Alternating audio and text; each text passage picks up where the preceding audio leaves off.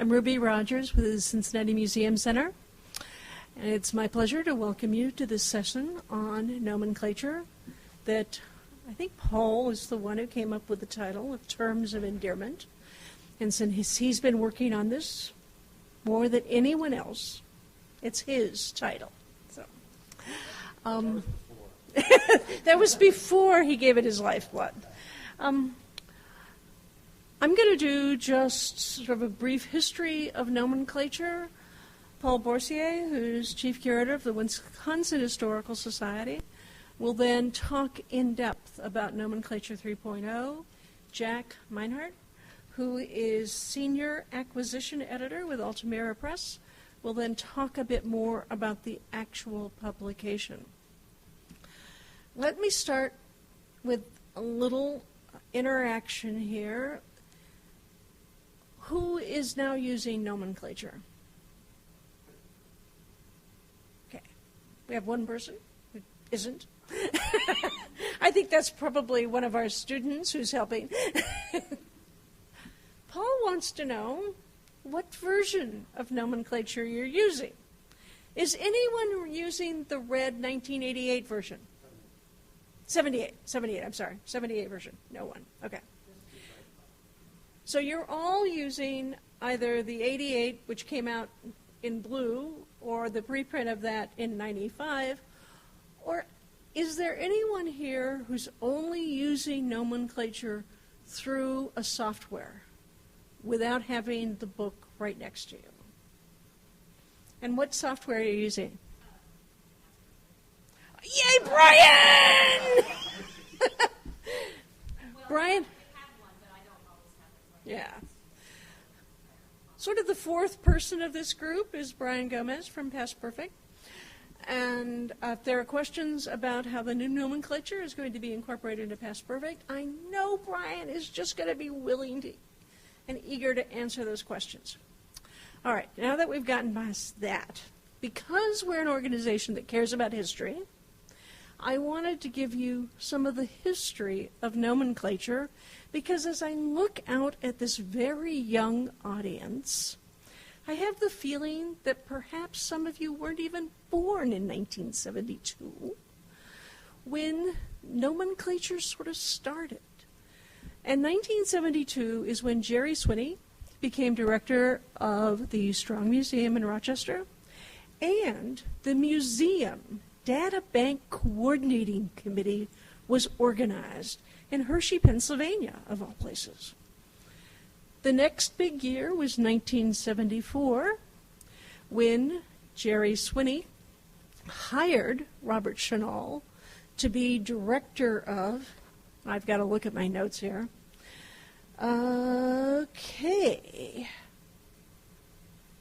Director of Data Services for the Strong Museum. And it's also when the Museum Databank Coordinating Committee met again, this time, I think in Albany, but maybe I don't even have that on here. Thank you. All right. When Jerry Swinney became director of the Strong, he was the first director of this incredible collection.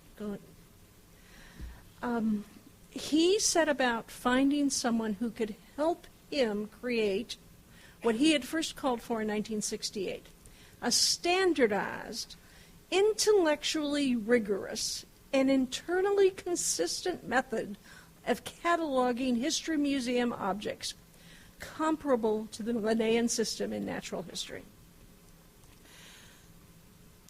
He looked around, spent 2 years, and he found Robert Chenal, and he hired him. And Robert Chenal then spent 4 years working on creating the original nomenclature.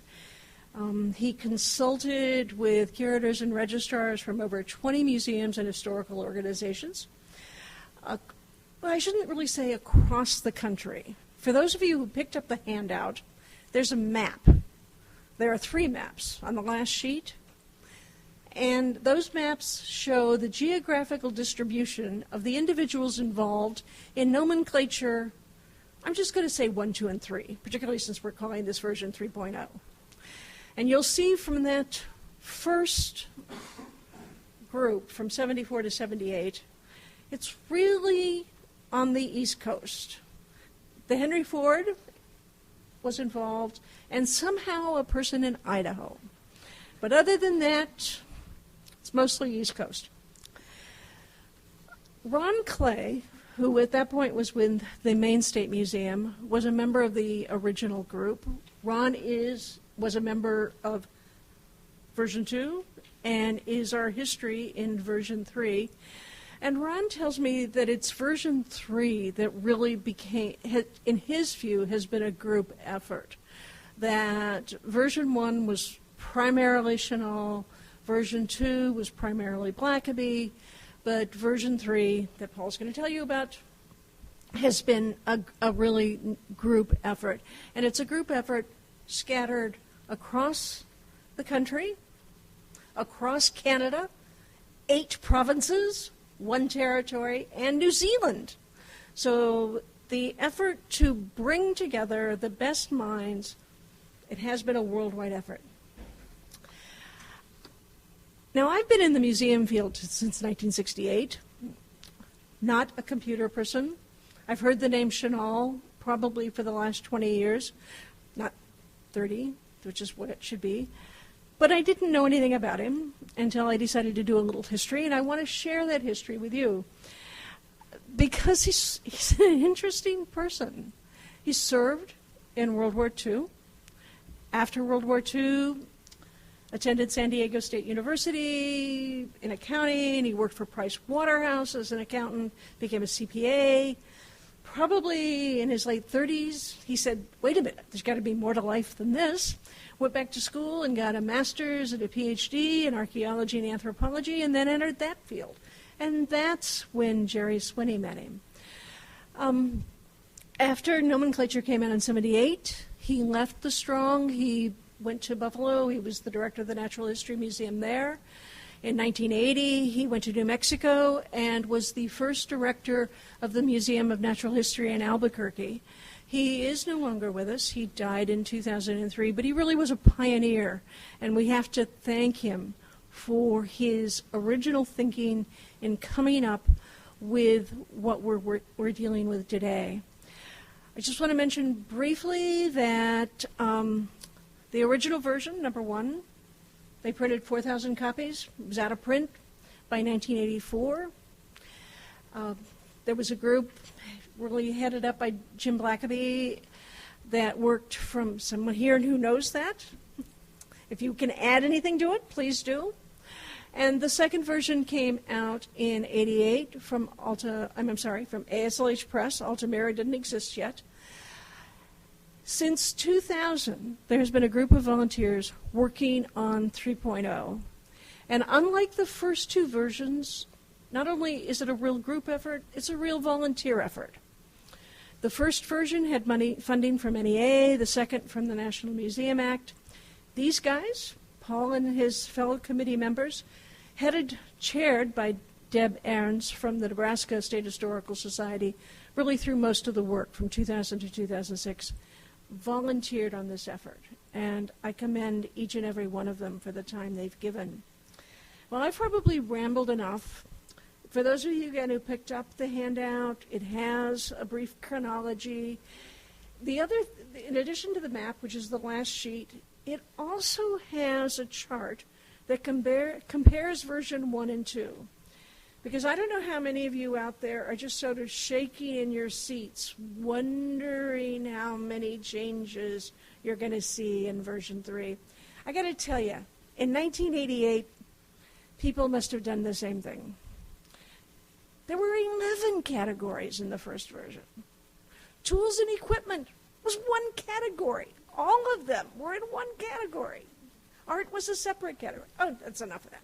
Anyway, let me now turn the podium over to Paul Boursier, Wisconsin Historical Society. Thank you, Ruby. What I'd like to do today is to give you a sneak peek, a little preview about Nomenclature 3.0. We've been doing similar presentations at past AASLH meetings. I'd like to know by show of hands, has anybody attended a previous one? Lori, I know you have. Yeah, Brian, I know you have. Okay. So for most of you, this will be entirely new. For Lori and Brian, you've probably seen some of these slides before, but there are a lot of new ones. As Ruby mentioned, Revised Nomenclature came out in 1988. Folks, that's 21 years ago. Back in 1988, most of us were working on catalog cards, manual systems. Very few of us had computerized databases for our collections. How the world has changed in the last 21 years. And we've been inundated with requests for new terms to cover new technologies and things like that that weren't even dreamed of in the 1980s. But not only that, there are a whole new set of standards out there for data information retrieval and input that weren't really considered in the 1980s. So we have to deal with that as well. I just want to take a moment to recognize, Ruby mentioned the all-volunteer effort on the part of the Nomenclature Committee. So for your information, here are the names and associations of each of those individuals. You may know one or more of them. So next time you see any one of these people, thank them tremendously for the work that they put into this. Okay, what can you expect? You can expect new content, and I'll talk about new terms and changed terms, a new structure to the hierarchical portion of nomenclature in the middle of the book, new conventions that are born out of new data standards and how that's reflected in the new book, and the product itself. What's the new book going to look like? And Jack will talk a bit about that at the end. And then what other products can you expect, because it's no longer just a book. We have electronic versions built into collections management data systems. And there's also online. We might be able to expect something in the way of an online presence for nomenclature in the future, and we'll get to that at the end. Okay, first let's talk about terms. A lot more. It's a bigger book. Revised Nomenclature had 10,000 terms. There were 8,500 preferred terms and 1,500 non-preferred terms. I'm assuming you know what I'm talking about with preferred and non-preferred.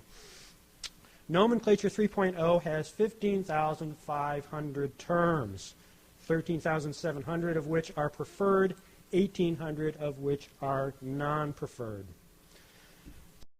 So, to give you just a few examples of some of the new terms, we've got atlas and pipe bag and baseball cap, business card, chart, cigarette, directory, coffee filter, garden hose, insignia, list, food mold, overalls, shoe peg, gasoline pump, register, report, gym suit, sweatshirt, television's back. It was missing in version 2. It was in version 1.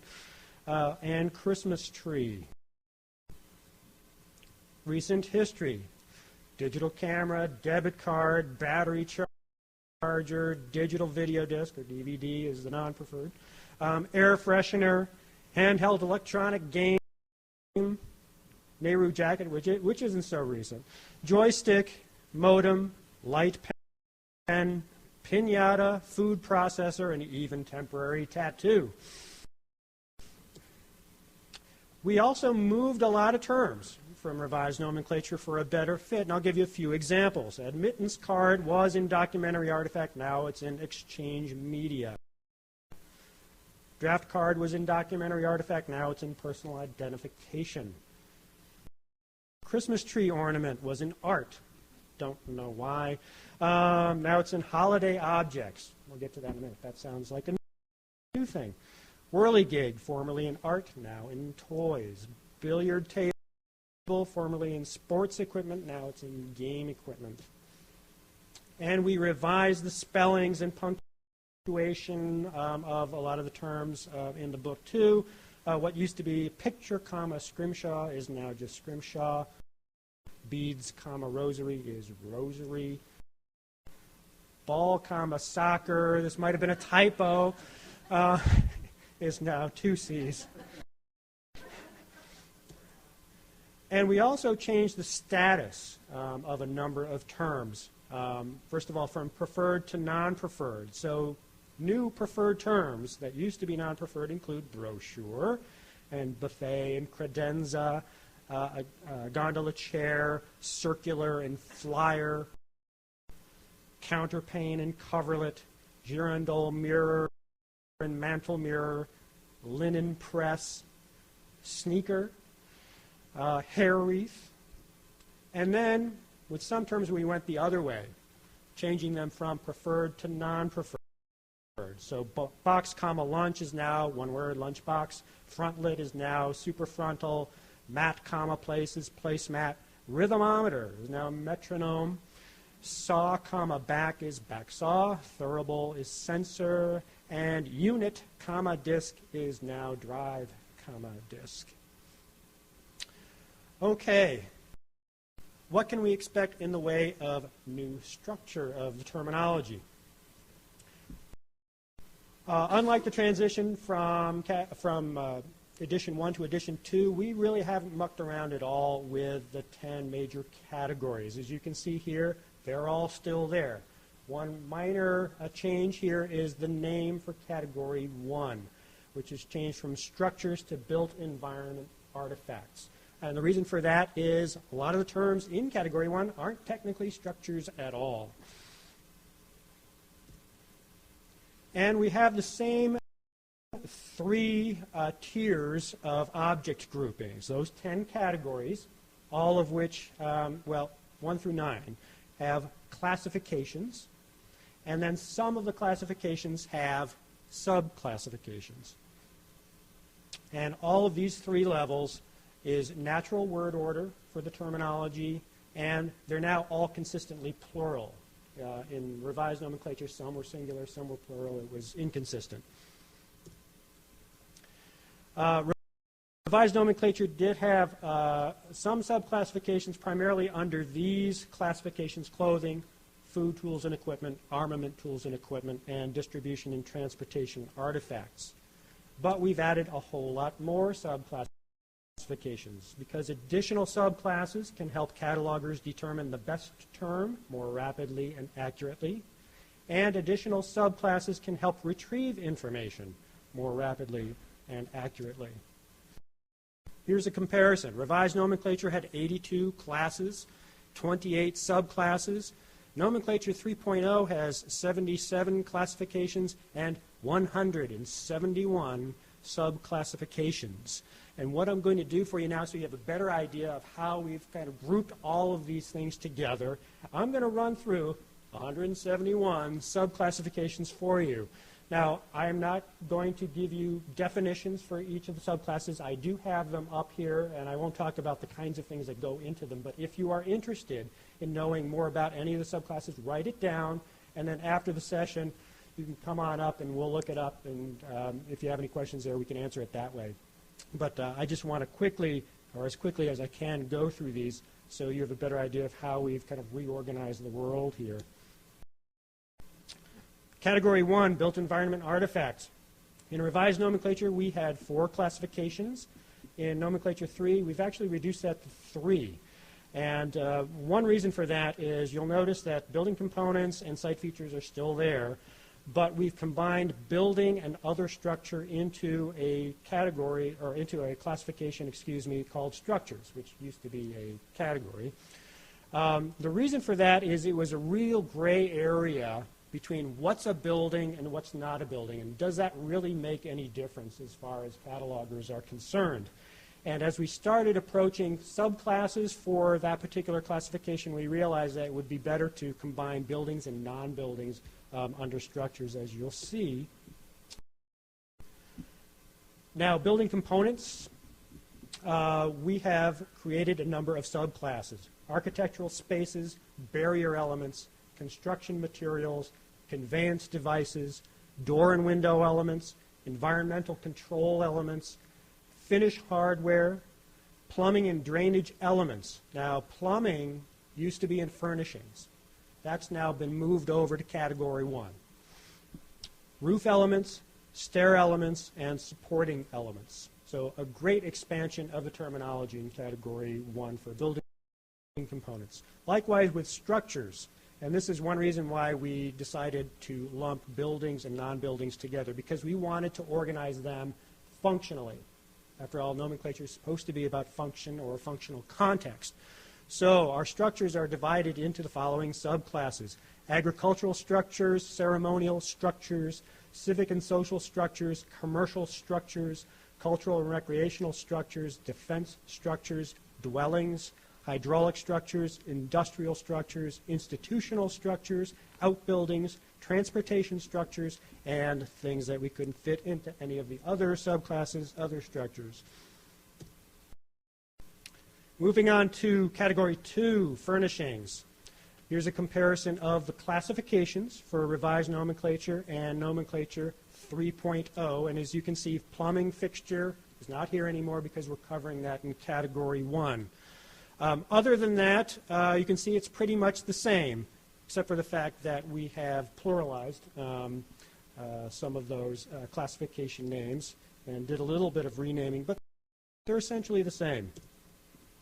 Okay, subclasses. Under furniture, we now have the following subclasses: furniture sets, seating furniture, sleeping and reclining furniture, storage and display furniture, support furniture, and other furniture.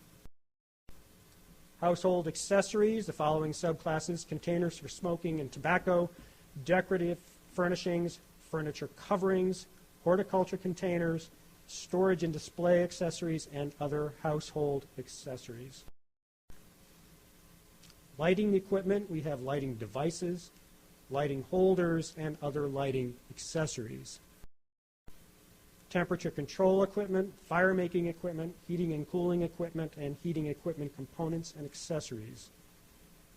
And there is a difference. There is some heating and cooling stuff that's in HVAC systems over in Category 1, and then there are some standalone, like the small fan here, would be under furnishings as opposed to building components. Category 3, personal artifacts. Again, really no change here as far as classifications are concerned, but there are a number of changes for subclasses. We have divided adornment into two subclasses: body adornments and hair adornments. Under clothing, we've done a bit of changing here too. We have added a couple of subclasses. We still have accessories. We added dressing wear and nightwear. We still have footwear. We still have headwear. Outerwear has now been separated into main garments and outerwear. So that outerwear is the stuff you would wear outside on top of your main garments. Protective wear is a new one, and then we still have underwear. Personal gear now has subclassifications: clothing care artifacts, personal assistive artifacts, personal carrying and storage gear, and smoking and recreational drug equipment. Toilet articles, we have now beauty supplies, hair care artifacts, and hygiene artifacts. Okay, T&E for materials, category number 4. There's a lot of stuff here, but as you compare Revised Nomenclature to Nomenclature 3.0, it's pretty much the same. We have added a classification here in Nomenclature 3.0 called fiberworking T&E. Now, this used to be, a lot of the content for this used to be in other T&E for materials under basket, broom, and something else, I can't remember, which really we thought really ought to be its own classification and broaden the definition a little bit more to include similar kinds of things. So that's a new one.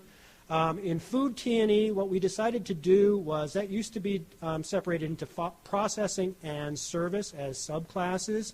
We decided to graduate food service and food processing up to classification status because we had too many levels more specific to those, and we thought that it really merited separating out at this stage processing and preparation from service. I think everything else on here is pretty much the same as it was in Revised Nomenclature. Oh yes, thanks Ruby. Multiple use T&E for materials. As you recall, Category 10 used to have multiple use artifacts. And as we started looking at that, we found actually some places for some of those terms, but the vast majority of those terms were actually tools and equipment for materials. Just generic things that you can use with more than one material, but it really belonged in Category 4, and it really served no purpose just hanging out there on its own in Category 10. So we took a lot of those terms, moved them over to multiple use T&E for materials in Category 4. Not all of the classifications in Category 4 have subclasses, but I will review those that do. Agricultural T&E is now divided into subclasses: cultivation equipment, feed processing equipment, harvesting equipment, planting equipment, and tending equipment. Animal husbandry T&E, animal care equipment, breeding equipment, farrier equipment, pet supplies, and veterinary equipment. Fishing and trapping, well, yeah, fishing equipment and trapping equipment. It used to be hunting, and we changed it to trapping. Food processing and preparation. We have cooking vessels, food preparation accessories, food preparation equipment, food processing equipment, and food storage equipment. Food service T&E, we have drinking vessels, eating and drinking utensils, food service accessories, food service sets, serving utensils, and serving vessels. Textile working T&E, we noticed divided into these two groups. There's needle working equipment and then textile manufacturing equipment. Category 5, T&E for science and technology. As you look at the comparison between Revised Nomenclature and Nomenclature 3.0, I do not believe you're going to find much of a difference at all, with the exception of the very last one, Other T&E for Science and Technology. In Revised Nomenclature, do you know how many terms were in that classification? 0. And actually, in looking over all the terms from Revised Nomenclature and all the terms that were submitted to us, we really couldn't find any term that was just kind of loose. We could find a place for each and every one of them. So we just eliminated that particular classification. Okay, as far as science and technology classes that have subclasses, Revised Nomenclature divided armaments into firearm, edged, bludgeon, artillery, ammunition, body armor, and accessory. Those are pretty much the same, albeit renamed. So we have ammunition, armament, accessories, artillery, body armor, edged weapons, firearms, and bludgeon is now percussive weapons.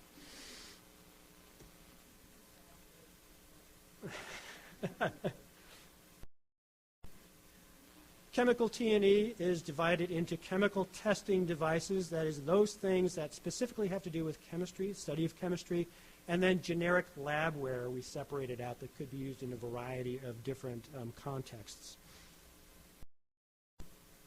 Electrical and magnetic T&E now have subclasses: electrical and magnetic measuring devices, electrical maintenance and repair equipment, and electrical system components.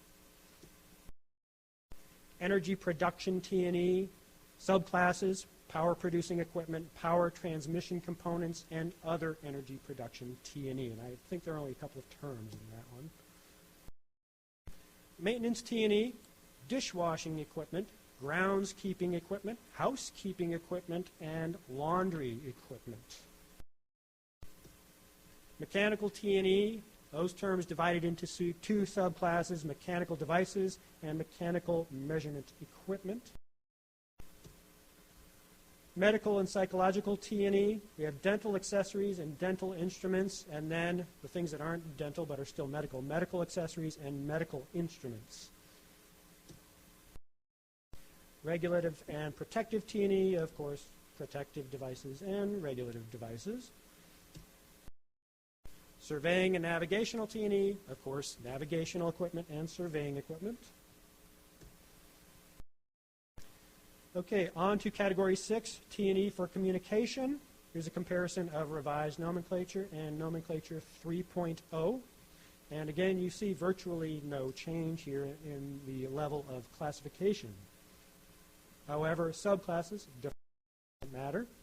Data processing T&E, we've divided that class into the following subclasses: data processing accessories, data processing devices, data processing media, and peripherals. Musical T&E, musical accessories, and musical instruments. Photographic T&E, now camera equipment, photographic accessories, photographic media, and photo processing equipment. Printing T&E, we have terms that fall into the following subclasses: bookbinding equipment, graphic equipment, printing accessories, replication equipment, and typesetting equipment. Sound communication T&E, we have sound communication accessories, devices, and media.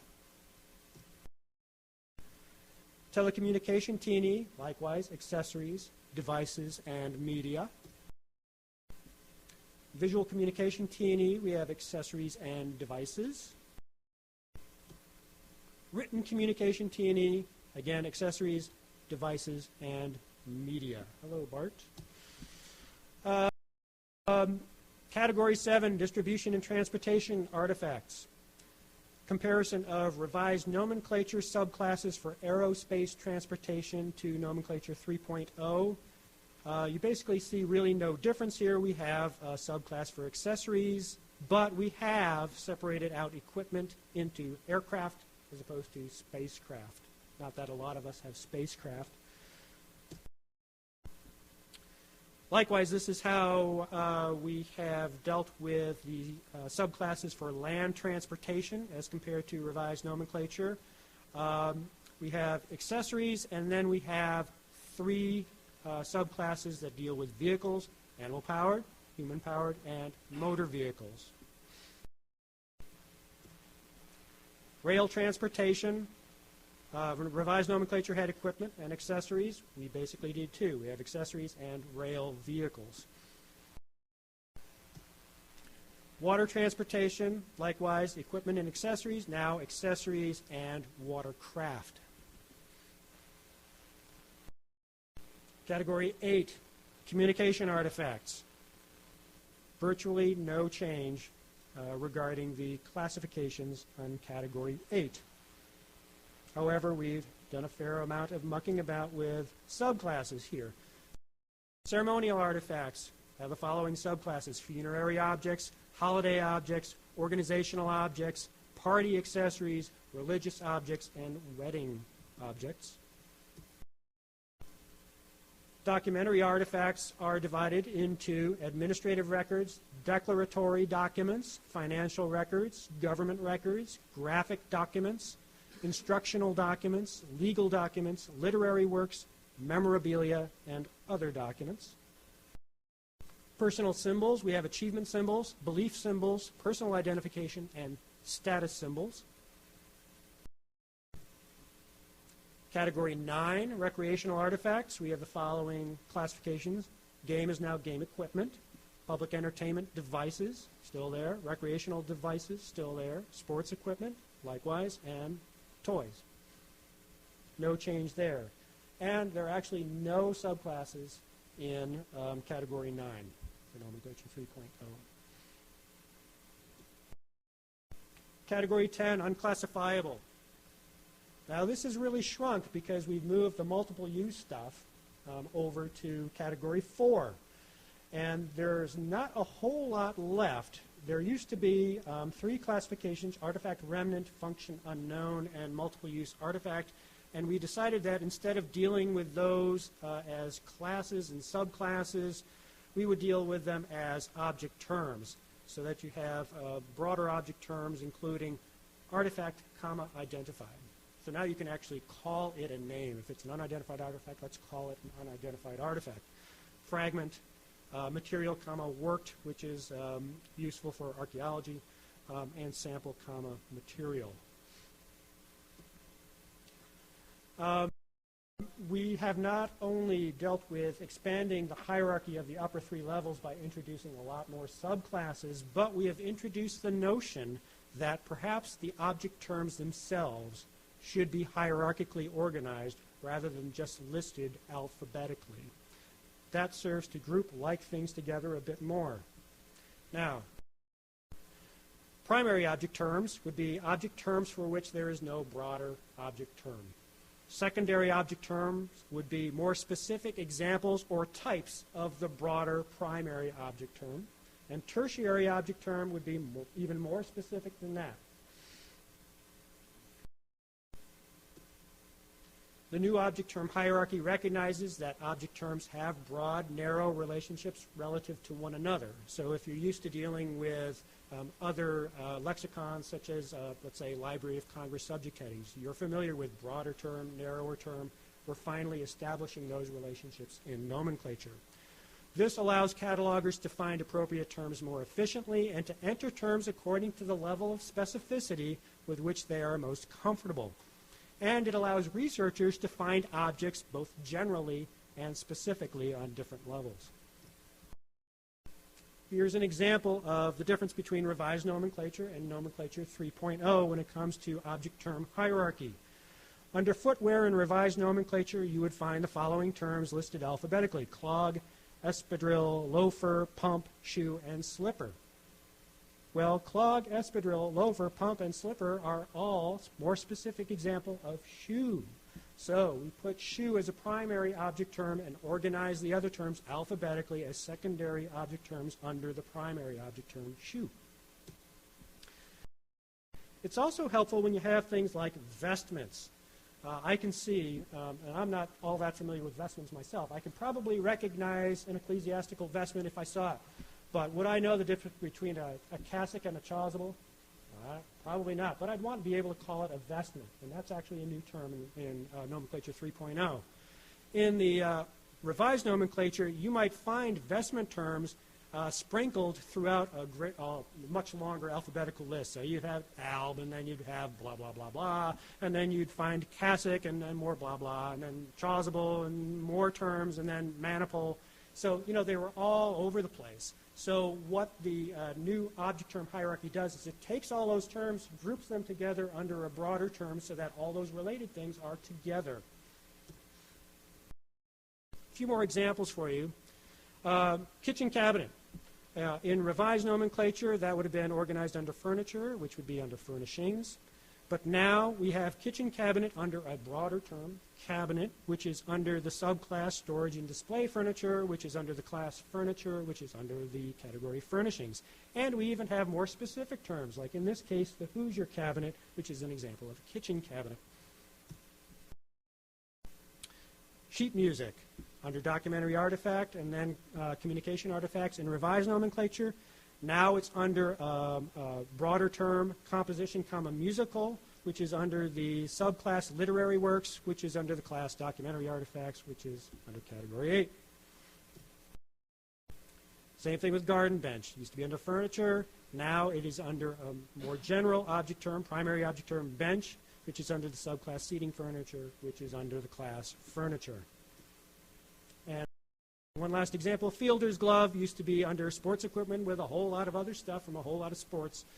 Now it's fielder's glove is an example of a baseball glove, and that's an example of baseball gear. And here's one reason why we did not deal with subclasses in Category 9. We thought it would be important, rather than create a whole bunch of subclasses for every sport imaginable, what we thought would be useful to catalogers was to create primary object terms that would have gear, comma, and then fill in the name of the sport. So that if you have something from the sport that isn't necessarily specified on the next level down, you could elect to just call it gear, comma, baseball, and then fill in the information that you have elsewhere. Or you can suggest for a future edition of nomenclature to actually add that term, and it would go under baseball gear. Okay, as I mentioned earlier, looking at all of these terms required us to think about new standards for data management in the field. And as a result, we've come up with some new conventions, the most significant of which is using multiple terms for singular objects. In Revised Nomenclature, they strongly suggested that you select only the primary function of the object and then name it accordingly. The real world doesn't work like that. So many objects have so many contexts to it, and you want to be able to cross-index multifunctional objects and multi-component objects to best advantage. So, souvenir T-shirt could be accommodated, a commemorative paperweight, an advertisement on a ruler, a basket that you consider to be a work of art, a hatchet that was a documented trade good. Well, let's take T-shirt, for example. The old system, oh, let's see, I really want to note that this is a commemorative or a souvenir T-shirt rather, so I'm going to create another T-shirt term and I'm going to put it under documentary artifact. Or I'm going to create a compound term, T-shirt, comma, souvenir, and I'm going to put that under documentary artifact. Can you imagine every form of souvenir that's out there? You would glut the lexicon to the point that you'd have to pay maybe $500 for the Nomenclature 3.0. You could pretend that it's not a souvenir and just use the term T-shirt from clothing outerwear, or you could pretend it's not a T-shirt and just use a term souvenir, which is a new one, under documentary artifact. But then you're closing off the cross-indexing possibilities. So let's use two terms for the object name. Let's use T-shirt, which is under main garments, and let's use souvenir, which is under memorabilia. Two different categories. Likewise, the ruler, that is also an advertisement, and the basket, that's also a work of art. We have a primary object term under art is called artwork. So you can use it however you see fit. If you consider something to be a work of art, no matter what other category it happens to be under, just use the primary object term artwork under art.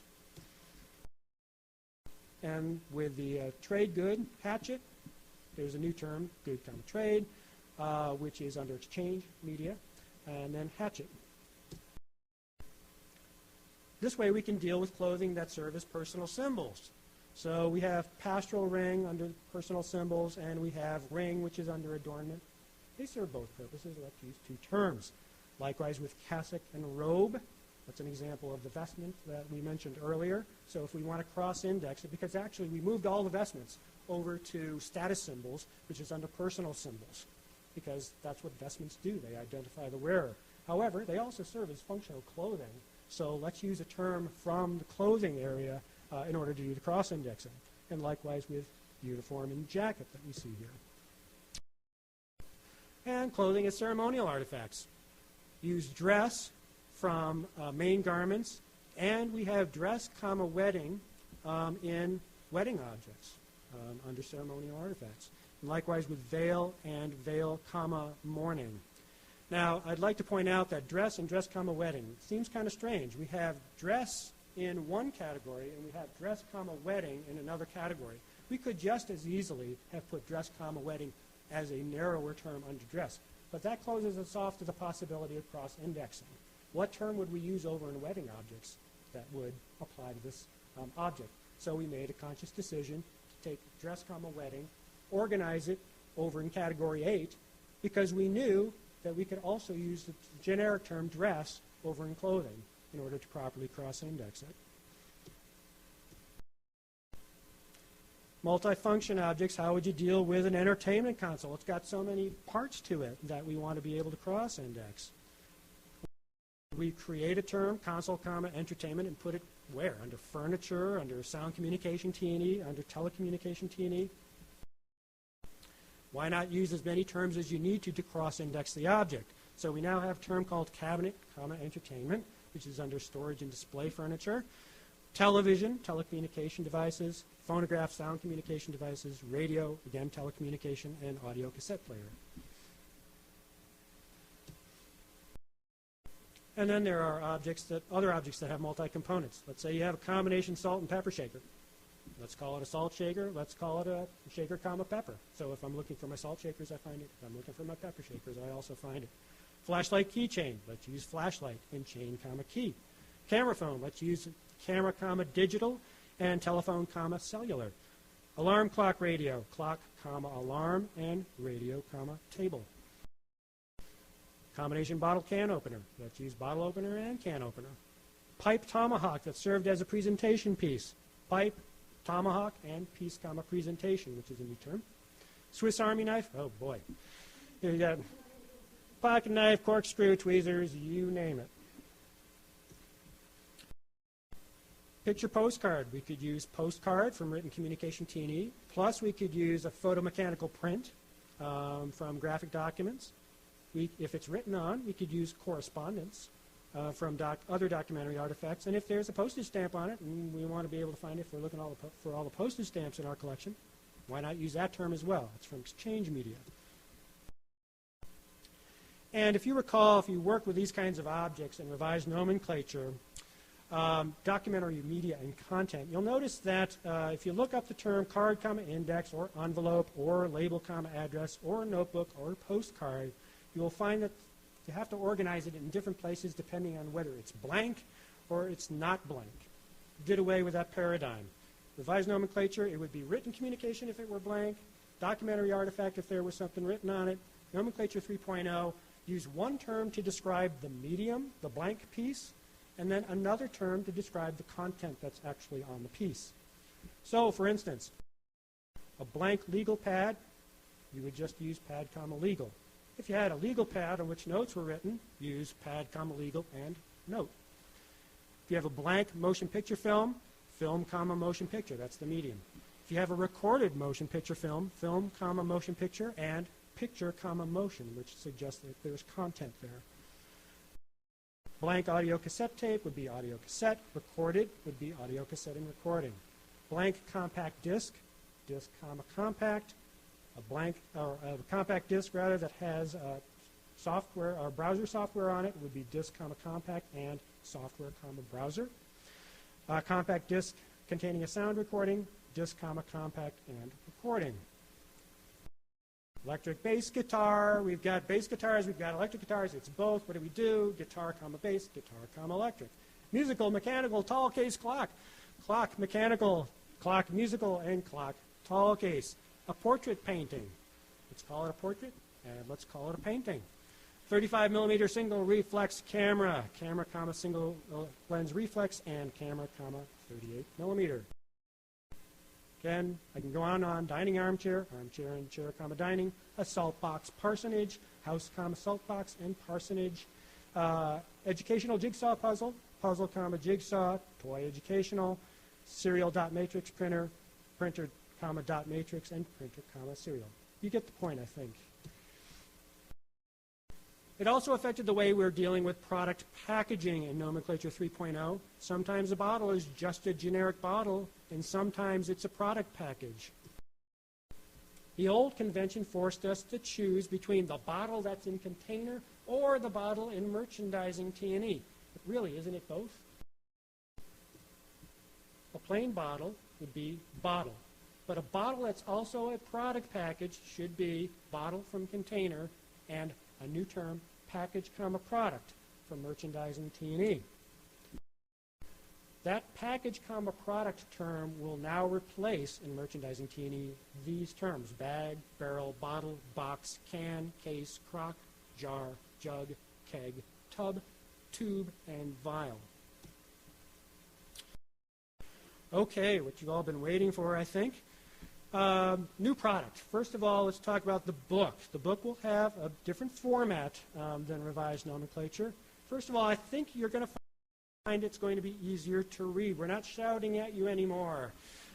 Revised nomenclature had everything in uppercase letters. Preferred terms will have uppercase first letter of each word in the term will be uppercase. For preferred terms, non-preferred terms that will be in the alphabetical index in the back will be all lowercase unless there's a proper noun in it.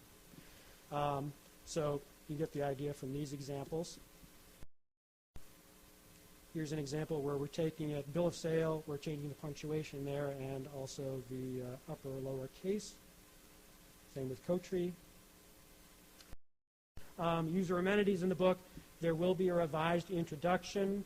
A lot of the philosophy regarding classification systems and whatnot, which takes up a lot of the current introduction, I believe, is going to be shortened very much. It will reflect the new conventions that I talked about today, and it will feature a lot of helpful cataloging examples, such as the one I gave you today. There will be definitions of classifications and subclassifications, as there always have been. We are putting these definitions in the hierarchical portion rather than putting them all at the beginning.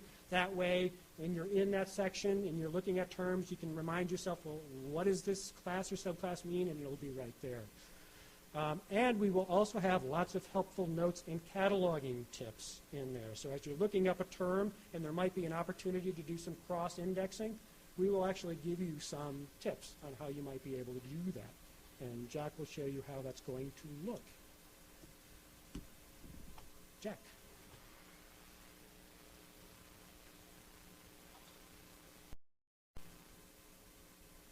Okay, thank you, Paul.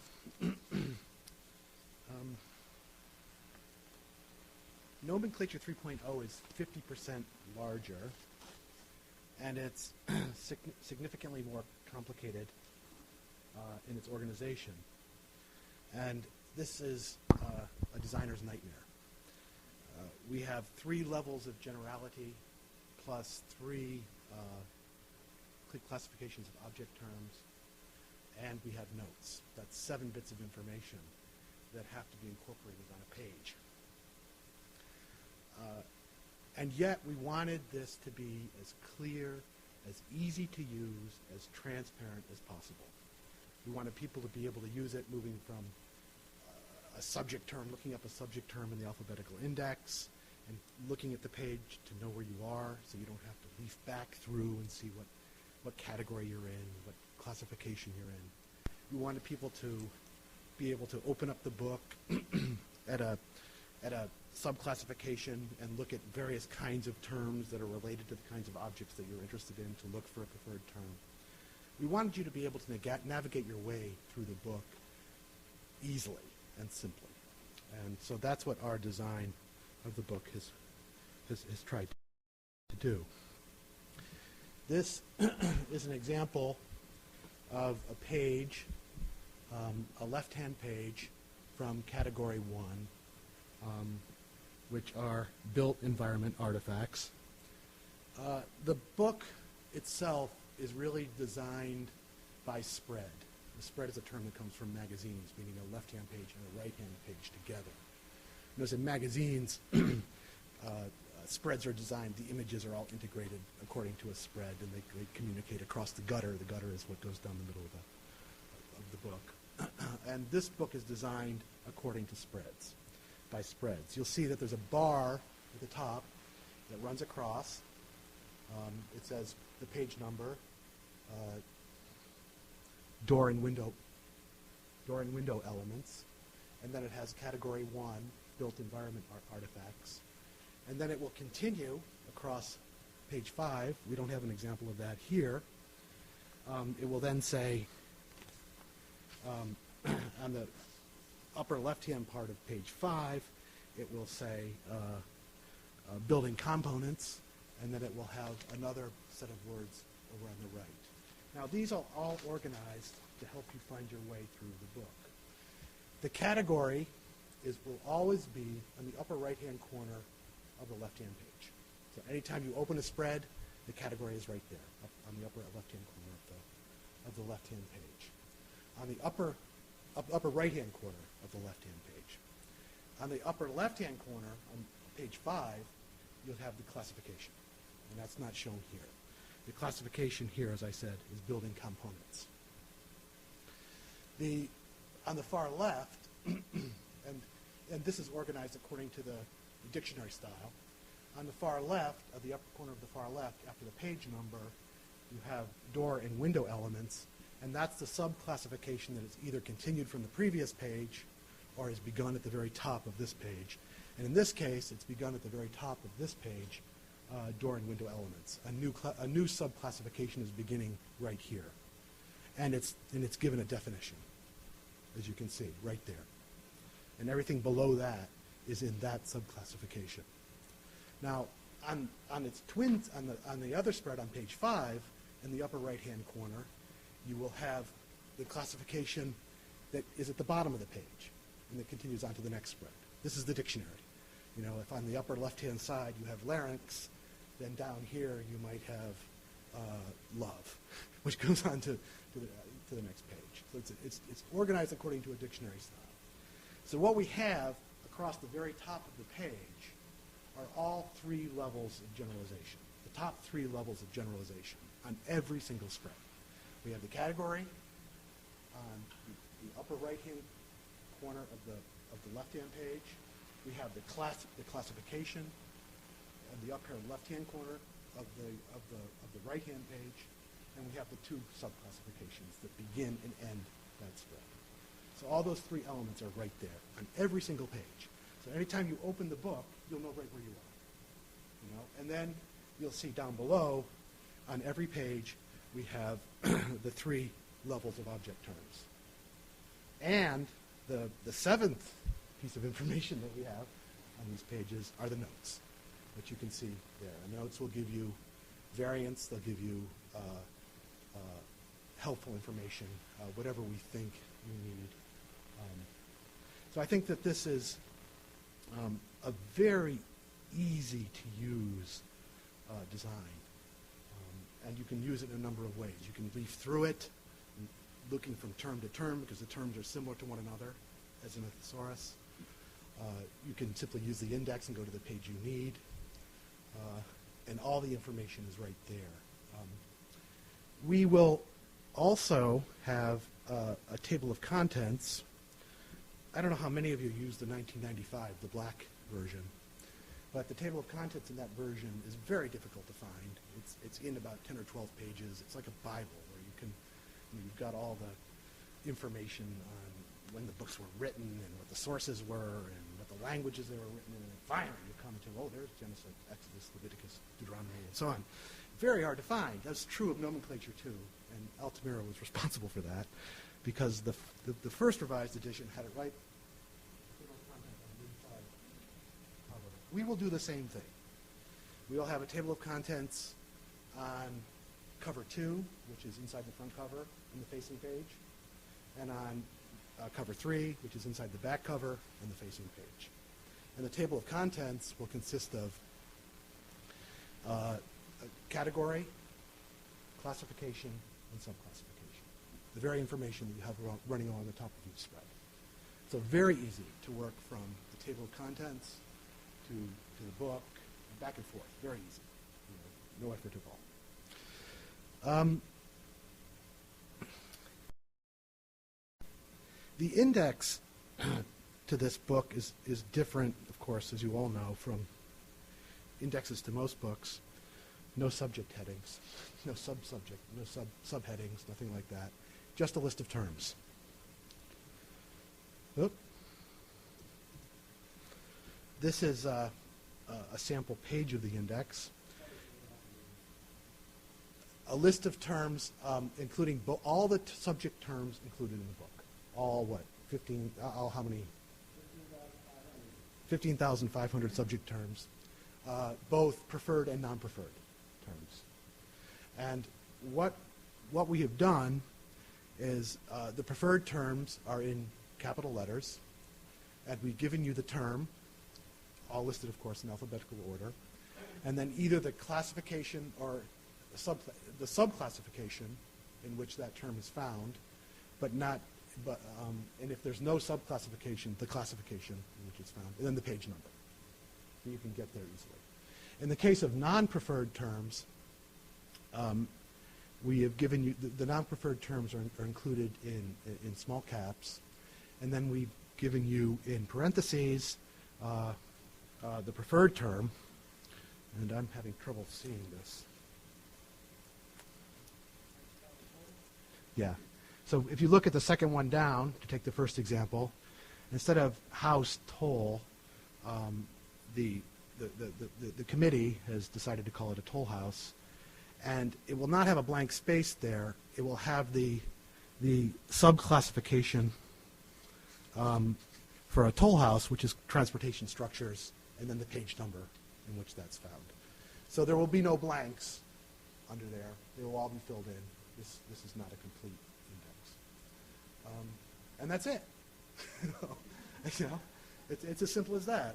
I think what we've tried to do is incorporate a lot of information organized hierarchically into a very simple structure, and to allow you to negotiate that in a number of different ways without getting lost, without having to turn back to find out what category you're in, without having to turn ahead to find out what the next one is. You can move back and forth from the table of contents. You can see it by looking at the running heads. You can negotiate your way around in a number of ways.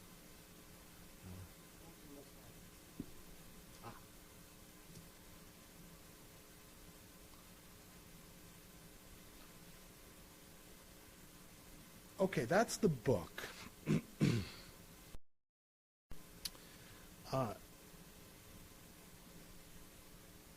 The book. Yeah, the book. The book. When this book comes out, it will also be available in electronic versions supplied by a few software vendors. The principal one being Past Perfect. No, there are a number of others.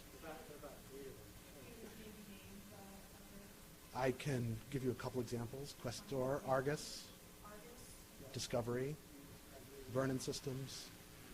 I can give you a complete list. I have cards here, by the way, and I am happy to take any questions regarding the publication of the book and the forms in which it will appear by email. We're not putting it on a CD.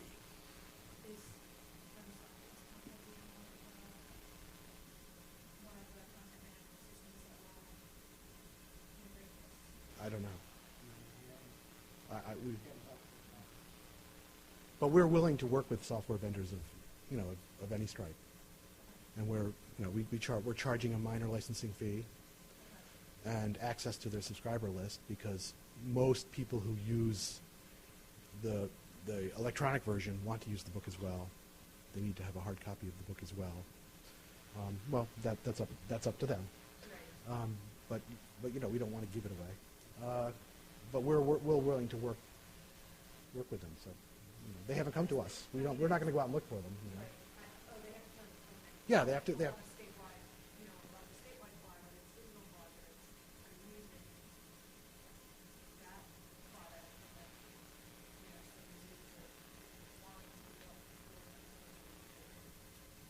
Any system that currently has nomenclature electronically built in, make sure that whoever is in charge of their system let that know.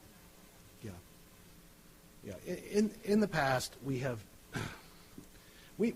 we were thinking of doing an online subscription-based service. There are a number of problems with it. That most the people have been using this system for a number of years, and those people either aren't using a digital system other than the ones that they have in their own shop, or they're using one of the software vendors. And it's hard to gauge what kind of a market there would be for some sort of subscription-based system. It may be that we decide to do this, and feedback from everyone is very helpful on this point. But we have not decided to do that yet. What we do expect to do is to upgrade the content periodically, 6 months, a year, not 20 years as we waited in this time, and to provide it in some form cheaper than the $100 book, and to provide it through the software vendors as well.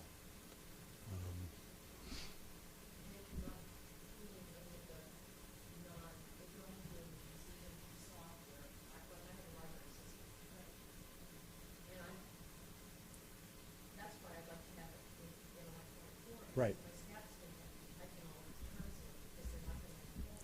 We have, in years past, we've had people contact us like that. The Marine Museum in Washington is one of them. There are 8, 10, 15 others, and we've found a way to work with you to get you the material. So I think we will.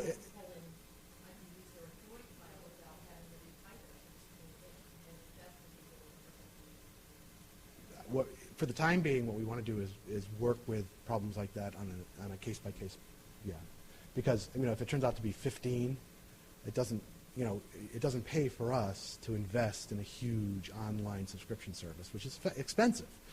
Now, what we have done is we're having the book typeset in XML, for those of you. So the transition to an online service would be easy. It would be very simple to do it, but nonetheless it would cost something. What it also does is it makes it very easy for us to update the book.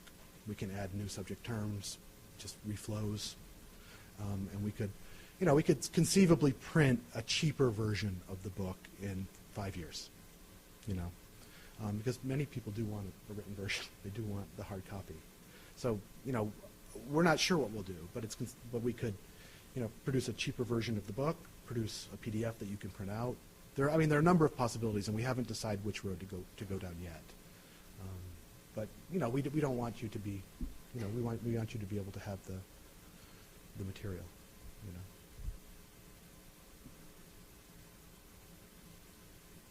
Why don't I talk a little bit about what comes next? Okay. And then we're going to put Brian on the spot. AASLH plans on providing some sort of online community of users.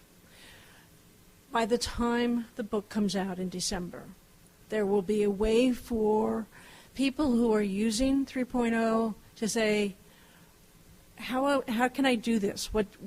How do I use it? So it will be a way to pose questions, a way to submit terms. So there will be this online community of users. Bob Beatty is still working on that, but he is completely confident he'll have all of it sorted out by December. The other thing AASLH wants to do is to have a nomenclature committee from now on, so that the project doesn't stop with the book version, that there, again, are people who are using nomenclature and who care about it on a committee. I've asked Paul if he's willing to stick around for a while, and he's assured me he will. I'm retiring, so I won't be. But if you are interested in helping keep this project up to date, making sure that it is what our profession needs, I'd be happy to hear from you. Brian, you want to talk a little bit about Past Perfect 5.0 before we see if there are any questions? Or Paul, if there's anything more you want to say at this point?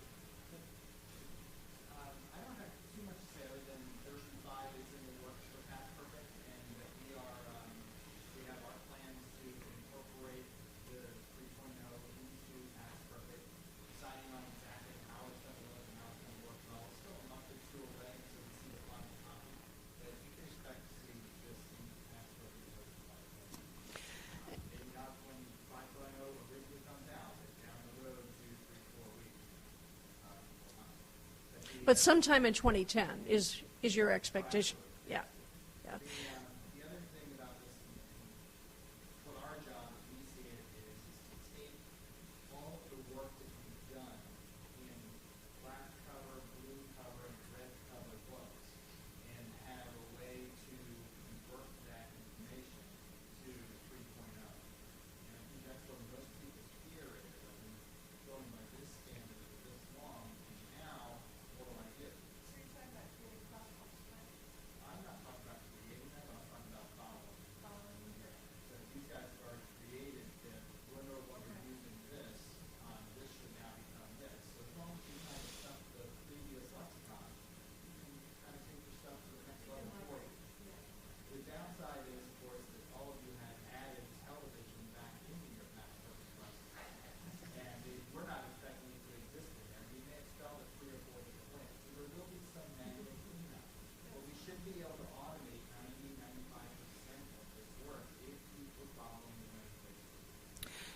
one other thing that I'll mention that Paul and the other committee members have done as they've worked on this on and off since 2000 and really pretty much since 2004 is as they've created these Excel files for each category, in addition to the category, the classification, subclassification, primary, secondary, and tertiary, they've also included this change column, which these Excel files are what will be given to the software vendors so that they know what they've got to change when they take Nomenclature 3.0. So the committee has been thinking about this, what do these vendors need, and they've been working hard at that. And if you would, actually, I have it minimized on my computer here, but if you want to see what we're actually providing on the software vendors with these Excel tables, Ruby's right. We have all these notations that if it was a term in revised nomenclature, and there's been some kind of change, we have that indication in there. So coat hyphen tree is now tree, comma, coat. Or this term has been moved from this place now to this place. Or this has been changed from a preferred to a non-preferred, or vice versa. And actually there have been some terms that have been dropped because we couldn't figure out what the heck they were. You Google it, and the only time you get a hit is when somebody's talking about nomenclature. So there is actually a separate list of the terms from each of the categories that we have dropped. And we've also made, in some cases, some suggestions about what to do with existing data if somebody happens to use one of those terms as well. Not always, but in some cases we've done that. So there's a lot more work involved in this than what we're providing and what Alphanura will find useful to do a book. We've also been preparing for doing the upgrades for all the software. Okay. Questions?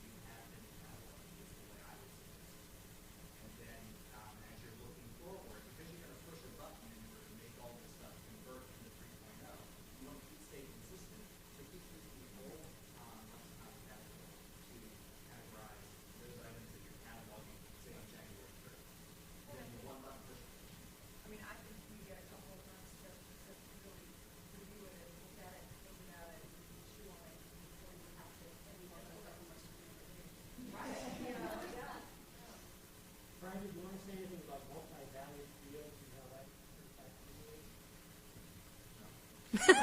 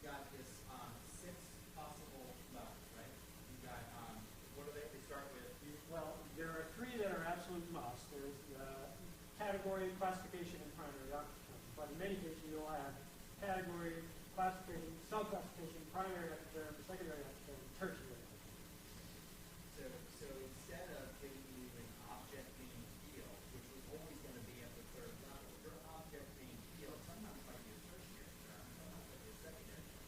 And that's where the complexity comes in programming. And then And training is going to be another part of this web-based whatever that Bob Beatty is working on for us. Yes. I'm going to throw this out here, and it's not appropriate if you actually talk to one of the applicants, just tell me.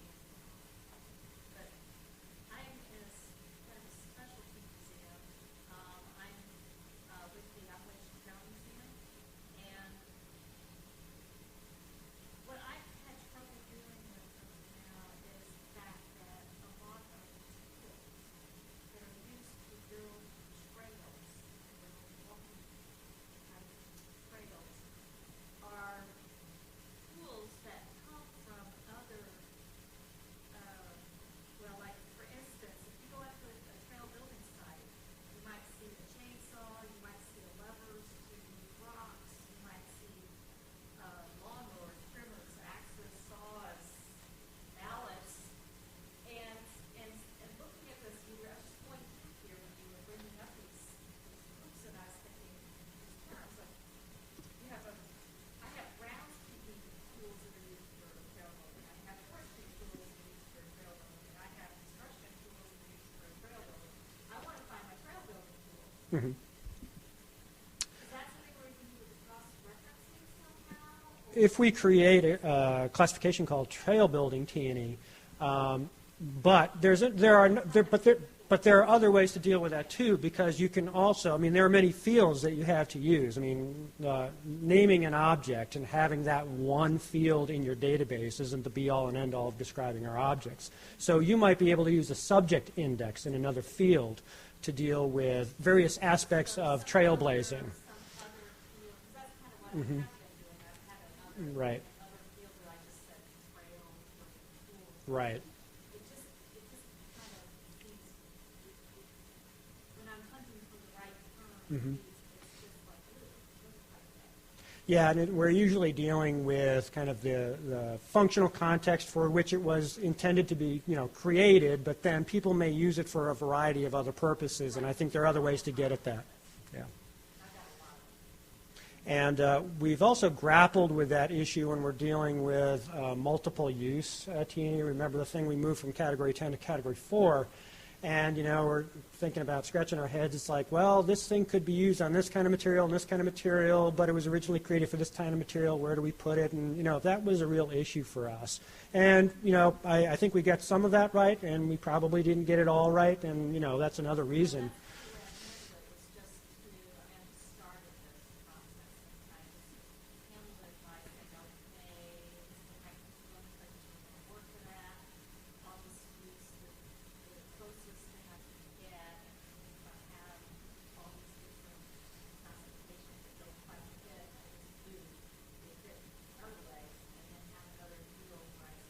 Mm-hmm. Mm-hmm.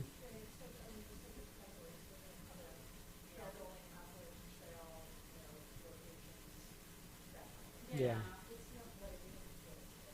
Yeah. Mm-hmm. Right. Because it wasn't created to be specifically a trail building tool. And if you've got specialized pieces of equipment, specialized tools that have distinctive names to it, we can certainly consider that, for instance, for other materials in Category 4.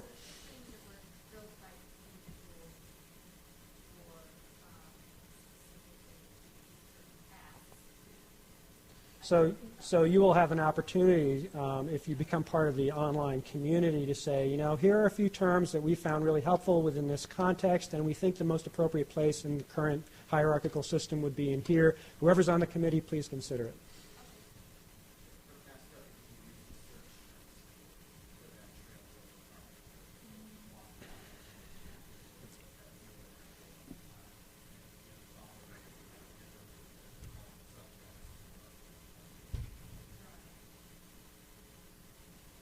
What I have up on the screen now, by the way, is an example of one of the Excel tables that we are going to be providing the software vendor. So as you can see, we've got different columns for each of the levels in the hierarchy.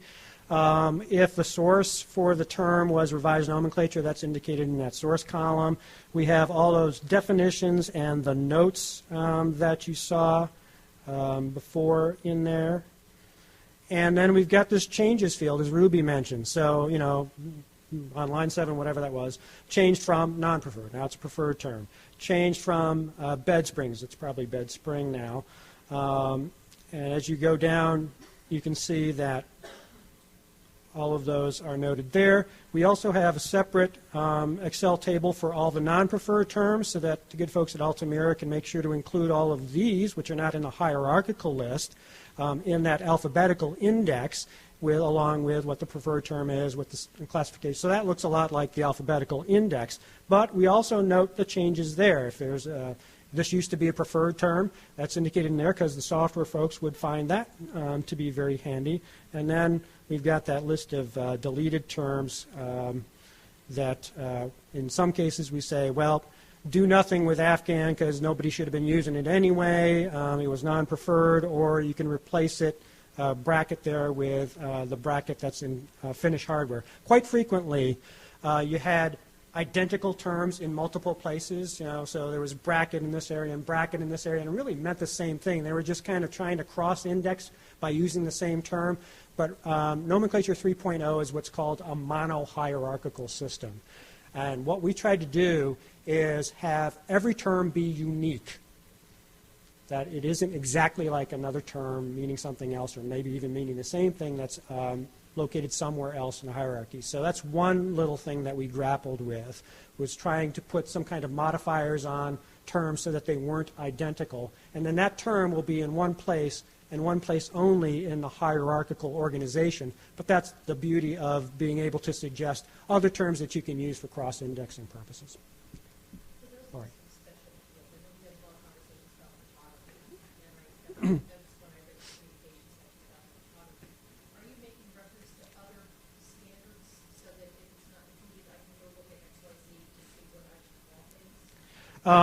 What we are doing is, well, for right.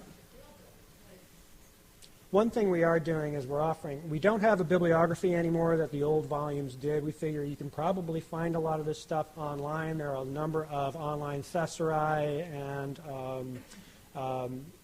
control vocabularies and whatnot that actually do provide definitions. That's one thing we're not doing in Nomenclature 3. People have been screaming for it, but I mean, unless you want to pay $1,000 for the book, we just didn't include definitions, and then we think that there are a number of places where you can get that.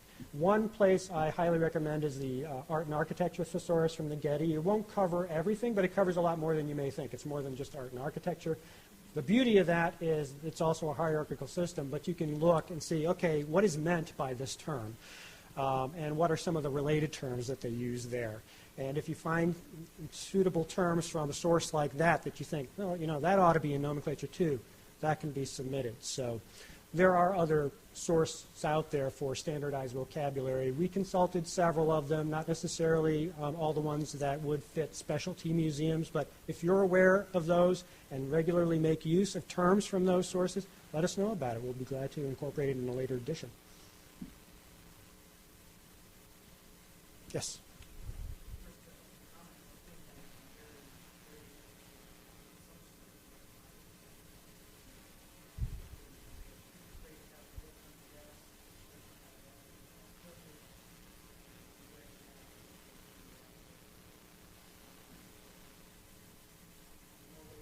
Mm-hmm.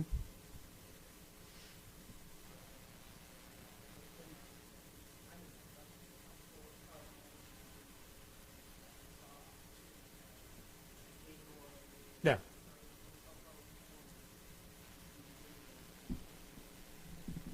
Right up to the present day, I mean, we don't have sort of trademark names and things like that. You know, we don't have BlackBerry, but we do have a suitable term that you would use for a BlackBerry.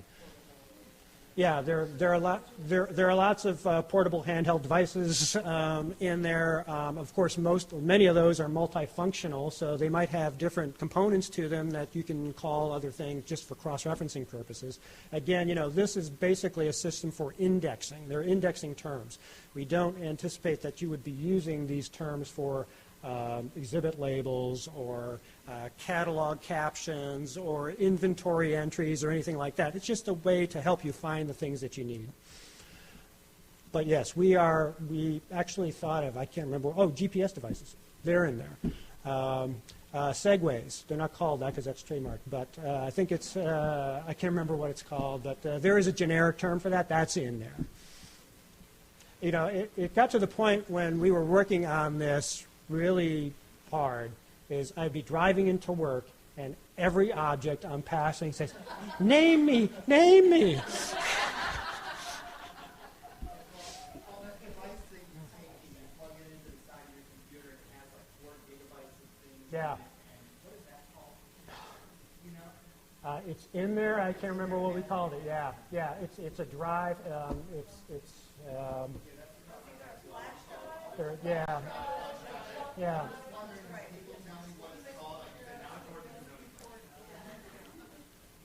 I can look that up for you, but it'll take me a few minutes to look that up. But yeah.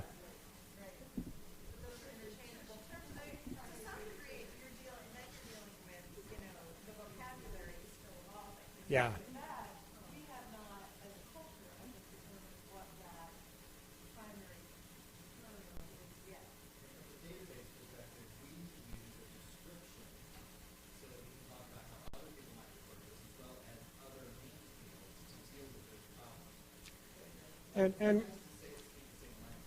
And we also tried to think of, are there alternate forms? Are there other things that people are calling this? And then we use that as a non-preferred and throw it in the alphabetical index because we think you're probably going to look that term up.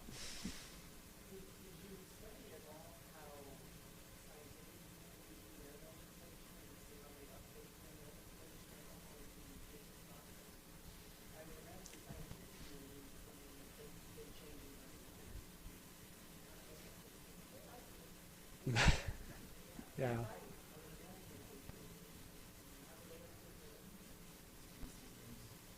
Yeah. I know in many cases it's a very formal process, and we tend to be fairly informal bunch in the way we're handling lots of these kinds of things. But of course they have the resources to be able to do that as well. What we're trying to do is we're trying to strike a balance between being overly hierarchical, organizational, because people just don't have the time to do it. We don't have, the experts sitting in some office somewhere whose job it is to deal with this. We're relying on folks like you, volunteers who just kind of use the system and don't have a lot of time to be contributing, and it's just it sort of evolves that way, I wish we could have the resources to be able to say, we're going to appoint a nomenclature guru, that's their job, 40 hours a week, and, everything goes through that person. Yeah, then he can go crazy. He can get paid for it, too. One other thing I neglected to mention, as you can see from this welcome, things are still in inverted word order. Object terms are. We actually had a debate about that, whether to go with natural word order or not. I mean, it's just not natural to do this. We actually did debate about it because many of the lexicons out there, they do use natural word order, not inverted word order. One primary reason why we decided to stick, well, there are two. First one, we decided to stick with inverted word order because we felt that we were already throwing a bunch of radical stuff at you guys. And there was a threshold out there. It's like, okay, I can't take it anymore. You're changing too much. But practically, I'll give you the wedding dress example, for instance. You have dress over here, you have wedding dress over here. You know what? They're going to be next to each other in the alphabetical index if we keep the inverted word order. And there are some places out there still using it like that. Still in yours, still in alphabetical order. And we have to think about the entire view. So, Paul and Jack have a stack of business cards up here. If you'd like to